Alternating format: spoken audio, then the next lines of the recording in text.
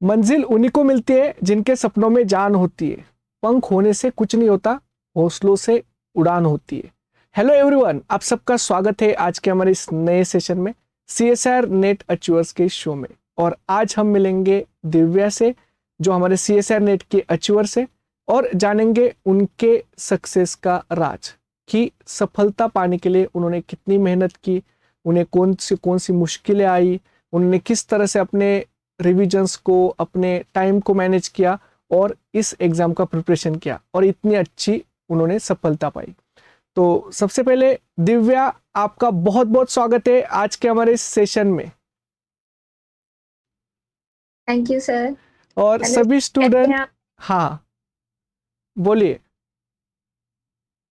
Sir कैसे हैं आप? मैं बहुत अच्छा हूँ दिव्या, और हम बहुत खुश है दिव्या कि आपका इतना अच्छा रिजल्ट आया। Yes sir. यस, तो हमारे सारे स्टूडेंट एंड पूरे आईएफएस फैमिली की तरफ से आपको बहुत बहुत congratulations. Yes sir, thank you so much. तो दिव्या हमारे रिकॉर्डेड कोर्स की स्टूडेंट है। उन्होंने प्रिपरेशन जो है वो रिकॉर्डेड कोर्स से हमारे यूट्यूब लाइव के जो सेशंस है, जेआरएफ एक्सप्रेस, महाकुंभ, अंतिम वार से प्रिपरेशन किए। और दिव्या ने बहुत मेहनत की है, बहुत हार्डवर्क किया है, क्वेश्चन प्रैक्टिस किए, कंटिन्यूसली रिवीजन किए, एंड दिव्या का इतना अच्छा रिजल्ट आया। तो दिव्या बहुत बहुत congratulations. Thank you sir. Yes, तो आपसे आज, मिलकर बहुत अच्छा लग रहा है, बहुत अच्छा लग रहा है आपसे बात करके सर। यस, हमें भी बहुत अच्छा लग रहा है दिव्या कि आपका इतना अच्छा रिजल्ट आया।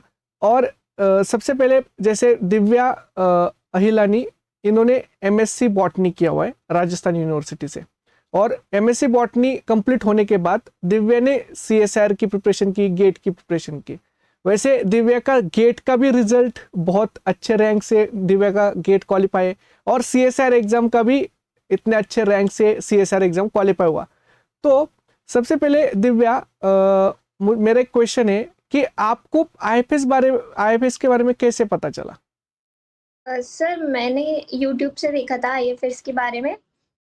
और सर मेरी फ्रेंड थी, उसने सब्सक्रिप्शन लिया था। पहले मैंने उसी का ही मतलब कोर्स लेकर देखा था, एक दो वीडियोस। देन मुझे पसंद आया, फिर मैंने खुद से बाय किया था सर। और वो बहुत ही कम कॉस्ट पे था, रिकॉर्डेड सेशन जो मैंने किया था सर। यस, और जैसे दिव्या, जब आप प्रिपरेशन कर रहे थे, क्योंकि एमएससी बॉटनी आपने किया था, लेकिन सीएसआर का तो सिलेबस बहुत वास्ट है, यहाँ पे यस सर। बहुत सारे यूनिट्स है। तो पहले आपको डर नहीं लगा था कि इतने सारे यूनिट्स मेरे कैसे कवर होंगे, कैसे प्रिपेयर होंगे? यस सर, बिल्कुल लगा था। बट वही है कि मतलब मैंने आपका केवल जो भी आप लोगों के नोट्स थे केवल उस पे हम्म। ही फोकस किया। अदर जो बुक्स थी उस पे मैं गई नहीं, कभी मैंने बुक्स देखी नहीं। और जो पीवाईक्यू थे वो करती थी मैं, जो टॉपिक पीवाईक्यू में थे हम्म। उसी टॉपिक्स पे ज़्यादा फ़ोकस किया। और वो नोट्स से एकदम वही चीज़ें आती हैं जो नोट्स में आप लोग करवाते हैं, एकदम सेम होता है। बस वही है कि पहले जो मैंने अटेम्प्ट दिए थे उस पे मैंने नोट्स ढंग से नहीं बनाए थे। हम्म। और यूट्यूब से सेशन तो मैंने पहले ही स्टार्ट कर दिए थे आईएफएस के। Hmm. But recorded session 6 month before लिया था। यस। और फिर ट्राई किया सर। यस, तो रिकॉर्डेड सेशन के सारे नोट्स आपने प्रिपेयर किए फिर? हाँ सर, बिल्कुल मैंने सारे नोट्स प्रिपेयर किए थे हाँ। और उसी से ही सर किया था। हम्म। बस मैंने 2 यूनिट छोड़ दी थी, मतलब मैंने नोट्स तो आधे से ज़्यादा बना लिए थे उसके भी। बट वो फिर मुझे इतना ज़्यादा लर्न नहीं हो पाया लास्ट में। मेथड्स इन बायोलॉजी मैंने छोड़ दी थी। थोड़े बहुत ही किया था यानी उसको। अच्छा, और आपने जब रिकॉर्डेड कोर्स लिया तो आपने सारे सेशंस को फिर एंजॉय किया? यस सर, बिल्कुल एन्जॉय किया। यस। और जब जैसे दिव्या हम देखते कि एग्जाम में जैसे आपका notes revision as well as concept preparation, concept understanding आता है, वैसे क्वेश्चन प्रैक्टिस भी आता है। तो क्वेश्चन प्रैक्टिस आपने कहाँ से की थी? सर क्वेश्चन प्रैक्टिस आईएफएस की जो बुक है पीवाईक्यू, उसी से किया सर मैंने।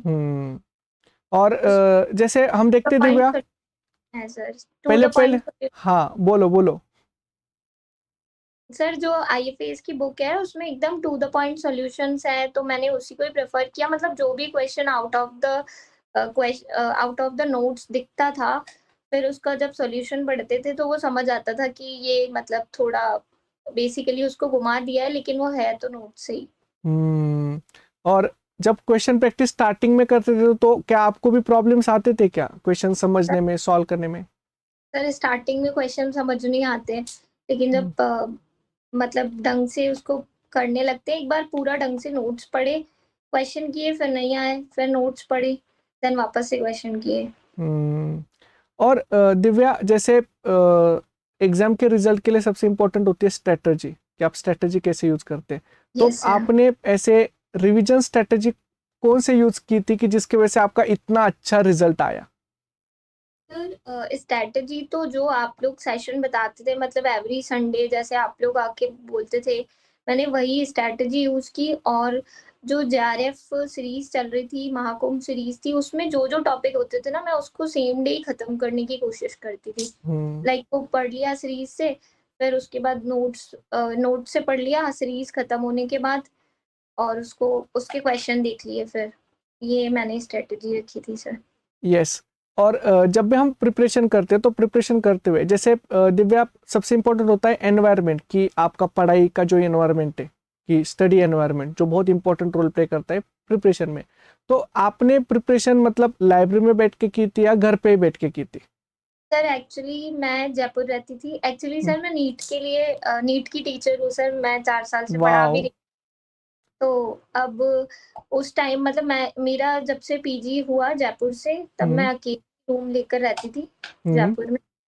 और वहीं पे मैं रूम पे ही पढ़ती थी, मतलब लाइब्रेरी जाने की जरूरत नहीं थी, बिकॉज रूम पे कोई होता नहीं था, तो डिस्ट्रैक्शन था नहीं।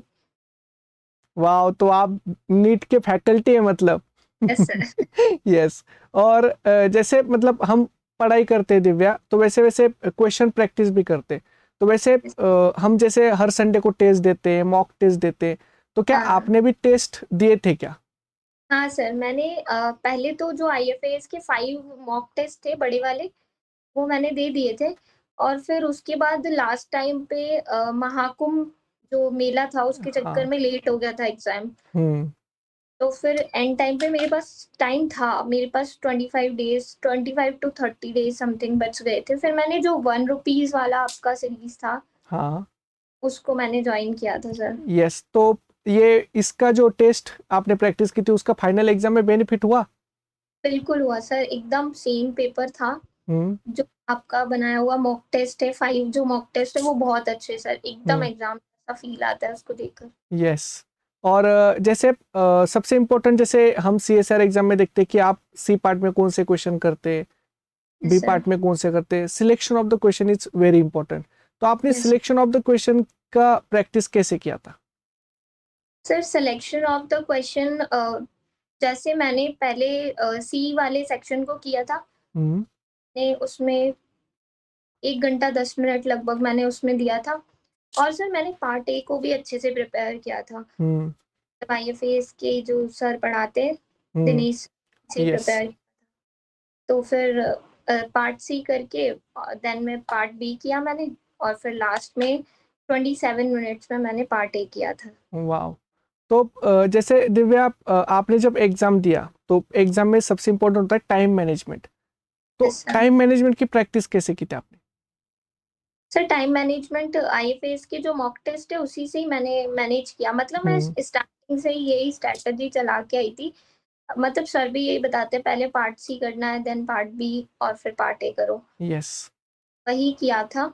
और ज़्यादा टाइम मैंने वेस्ट नहीं किया क्वेश्चंस को पढ़ के, बस केवल क्वेश्चन को देखा।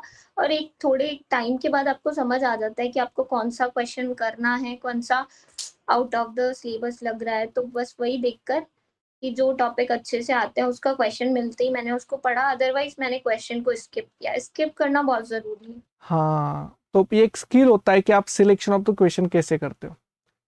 Yes yes. सर। और वैसे दिव्या, हम देखते कि जैसे आपने तो एमएससी बॉटनी किया है और वहां पे य तो अलग सिलेबस था, यहाँ पे तो सीएसआर के डिफरेंट यूनिट से, यूनिट 1 से यूनिट 13 प्लस एप्टीट्यूड। तो आपने कितने यूनिट्स किए थे प्रिपेयर? सर मैंने 10 to 11 यूनिट्स किए थे अच्छे से। यस। और 10 टू 11 यूनिट्स के सारे मतलब इंपॉर्टेंट टॉपिक्स को भी आपने प्रिपेयर किया था? बिल्कुल सर, इम्पोर्टेंट टॉपिक्स किए हम्म। थे। कुछ एक टॉपिक थे जिससे मेरे क्वेश्चन नहीं बनते थे, और वो टॉपिक भी मुझे पसंद नहीं थे, तो वो बीच-बीच में मैंने टॉपिक मिस कर दिए थे। फिर उसी के लिए मैंने जैसे इजी मतलब स्टेट्स पड़ता है, मेथड्स इन बायोलॉजी में, यस। तो वो टॉपिक मैंने उठा लिए थे उनसे। हम्म। और जैसे दिव्या हम देखते हैं कि एग्जाम के प्रिपरेशन करते तो कभी कभी क्या होता है, कभी कभी हमारी रिवीजन बहुत अच्छी होती है, हमारा प्रिपरेशन भी बहुत अच्छा है, बट कभी कभी हमारे माइंड में निगेटिविटी आती है, कभी कभी हमारा पढ़ा ही नहीं होता, हम यस ज़्यादा नेगेटिव हो जाते हैं, ओवर थिंकिंग भी होता है। तो उस टाइम पे हमें मोटिवेशन की ज़रूरत होती है। तो यस अगर एग्जाम में कंटिन्यूअसली आपको प्रिपरेशन करना है एग्जाम के लिए, तो आपको मोटिवेटेड रहना चाहिए। तो आपका मोटिवेशन का सोर्स क्या था? सर, एक्चुअली मेरा मोटिवेशन का सोर्स तो ये था, मैं कुछ मैनिफेस्टेशन की वीडियोस सुन लेती थी हाँ। और उससे अपने आप को मैनिफेस्ट करती थी कि फर्स्ट को हम्म। आपका एग्जाम है और आप क्लियर करोगे। हाँ। और सर, वैसे आईएफएस के जो सेशन होते थे ना, जो केसी सर बोलते थे, मतलब उनकी बोलने से ही मुझे मोटिवेटेड हो जाती थी मैं, यस ऐसा। यस। और दिव्या, अब हम क्या करते हैं, अब हम रैपिड फायर राउंड लेते हैं। हाँ। यस तो क्विकली हम कुछ क्वेश्चन पूछेंगे, आप क्विक उनके आंसर देना। तो यस सबसे पहले दिव्या, जैसे लाइफ साइंस में इतने सारे यूनिट्स हैं, आपका फेवरेट यूनिट कौन सा है? सर, मेरा फेवरेट यूनिट था सर डेवलपमेंटल बायो। यस। और sir cell signalling, cell biology. और आपको सबसे डिफिकल्ट यूनिट कौन सा लगता था? Sir, difficult unit sir molecular bio लगता था। हम्म। और थोड़े उससे हाँ हाँ, बोलो दिव्या, बोलो। सर क्वेश्चन नहीं बनते थे मॉलिक्यूलर बायो से, मैं मतलब कर लिया था हम्म। पूरा, बट फिर भी उसके क्वेश्चंस में दिक्कत होती थी। अच्छा। और दिव्या, जैसे हमारे सारे जो सीएसआर के स्टूडेंट है, वो एक बात से बहुत डरते, नेगेटिव मार्किंग से, कि मेरा यस नेगेटिव ना हो जाए, मेरा गलत हो जाए, गलत ना हो जाए। और अटेम्प्ट करने से भी डरते थे। तो क्या आपको भी डर लगता था नेगेटिव मार्किंग से? सर, डर तो लगता था, बट फिर धीरे धीरे ही समझ आया कि अगर आप नंबर ऑफ क्वेश्चन ज्यादा करते हो हम्म। और जो आ रहे हैं उसी को करते हो और नंबर ऑफ क्वेश्चन धीरे धीरे बढ़ाते हो, तो नेगेटिव तो हुआ, बट फिर भी मार्क्स अच्छा स्कोर हो जाते हैं। हाँ। और दूसरा, जैसे दिव्या हम देखते कि हमारे पेपर में part A, part B, part C होता है। तो आप यस सर। सबसे पहले कौन सा पार्ट करते थे? Sir, part C. Part C. और आपको सबसे डिफिकल्ट पार्ट कौन सा लगता था? Sir, part B. हाँ, पार्ट बी। यस। और दिव्या, जैसे हम देखते कि लाइफ साइंस में बहुत सारे स्टूडेंट हैं कि जो मैथमेटिक्स से डरते, वो उससे दूर भागते कि उनको नहीं आता, न्यूमेरिकल आंसर टाइप क्वेश्चन से भी दूर भागते। क्या आपको भी मैथ से डर लगता है? सर, मुझे पर्सनली मैथ से डर लगता था, बट जब मैंने एप्टीट्यूड तैयार किया और फिर केसी सर का मैंने बायोकेमिस्ट्री पढ़ा ना, हाँ। और वो जब सॉल्यूशन वगैरह पढ़ाते हैं, उसके क्वेश्चन करवाते हैं, फिर एकदम मेरा डर खत्म हो चुका था मैथ्स वाला। मतलब वो यस। इजी हो गए थे।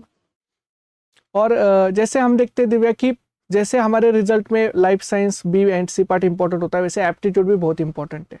तो यस एप्टीट्यूड का प्रिपरेशन आपने कैसे किया था? सर, मैंने आईएफएस पे जो सर पढ़ाते दिनेश सर, उन्हीं की वीडियोस देखी थी। जितनी भी वीडियोस थी वो सारी देख ली। और जो लास्ट में वो क्वेश्चन करवाते थे महाकुंभ में और जेआरएफ सीरीज में, वो सारे क्वेश्चन किए थे सर मैंने। हम्म। और जैसे दिव्या, अभी जैसे हमारे बहुत सारे स्टूडेंट है कि जो अगले एग्जाम के लिए प्रिपेयर कर रहे हैं, मे बी अगला एग्जाम यस जुलाई अगस्त में हो सकता है। तो आप उनको ऐसे कौन सी स्ट्रेटेजी बताना चाहेंगे कि जिनका जिनका भी प्रिपरेशन इतना अच्छा हो आपकी तरह, और आपकी तरह उनका भी रिजल्ट आ जाए, तो उन्होंने कैसे प्रिपरेशन करना चाहिए? सर, मैं यही बोलूंगी कि एक तो नोट्स पे ज्यादा फोकस करना है और हम्म। पीवाईक्यू पे करके जाना है। Because hmm. पीवाईक्यू से ही क्वेश्चन बनते हैं सारे। और नंबर ऑफ क्वेश्चन ज्यादा करने हैं मेन एग्जाम में। ये नहीं करना कि 120 मार्क्स का पेपर अटेम्प्ट किया तो ये सोच के चले कि 115 आ जाएंगे, 110 आ जाएंगे, हम्म। ऐसा नहीं होता। 140 मार्क्स, 45 तक का पेपर अटेम्प्ट नहीं करोगे, तब तक आपका वो स्कोर नहीं आ सकता जिससे यस। जेआरएफ निकल जाए। यस। तो एट अटेम्प्ट आपको देना ही है मैक्सिमम, यस सर। और मैक्सिमम। कंसिस्टेंसी मेंटेन करनी है। Yes sir. यस। और जैसे दिव्या, हम ये देखते कि लाइफ साइंस में जैसे अगर हम पढ़ना चाहते हैं, तो बहुत सारे यूनिट्स है ऐसे कि जो इंफॉर्मेटिव भी होते हैं, कि जो याद यस। रखने वाले। तो क्या उनको भी आपने प्रिपेयर किया था? यस सर, मैंने इंफॉर्मेटिव बीच बीच में काफी चीजें आ जाती है, जैसे हम्म। टनलिंग में आ जाती हैं, कई जीन्स हैं जो अपने को याद करनी होती है डेवलपमेंटल बायो में। वो सर हम्म। जो आप लास्ट में चार्ट्स बनवाए थे ना, छोटे छोटे हाँ हाँ चार्ट्स, हाँ आप हाँ। वही वही वाले चार्ट्स को मैंने एक बड़े पेपर पे बना के दीवार पे चिपका दिया था। अच्छा। और फिर मैं उसको उसको दिन भर देखती थी, तो वो मतलब गलत था, उससे वो माइंड में फिट हो जाता है। हाँ, मतलब वो उसको बार बार देखने से भी हमें याद रह जाता है वो। हम्म। तो ये बहुत अच्छी स्ट्रेटजी है। और वैसे दिव्या, हम ये देखते कि एग्जाम में, जब आप एग्जाम में जाते हो तो एग्जाम से पहले पहले 10-15 मिनट हमें बहुत स्ट्रेस आता है, डर लगता है, यस हम पैनिक होते हैं। तो क्या आपको वो डर लगता है क्या एग्जाम से पहले, या लगा था हाँ कि इस एग्जाम में? सर, लगा था।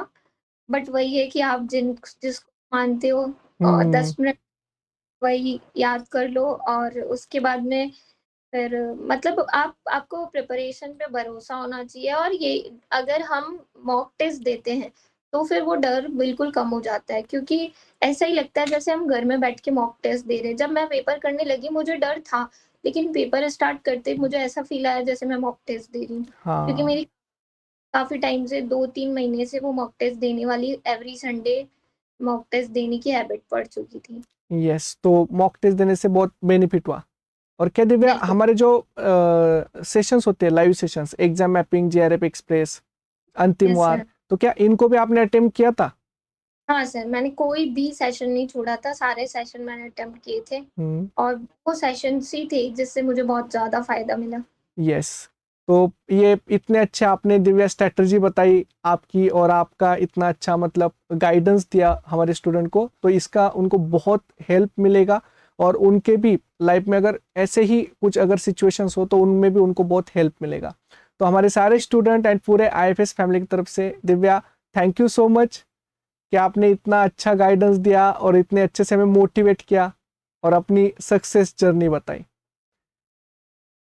और पूरे सारे स्टूडेंट एंड पूरे आईएफएस फैमिली की तरफ से दिव्या, आपको बहुत बहुत कॉन्ग्रेचुलेशंस।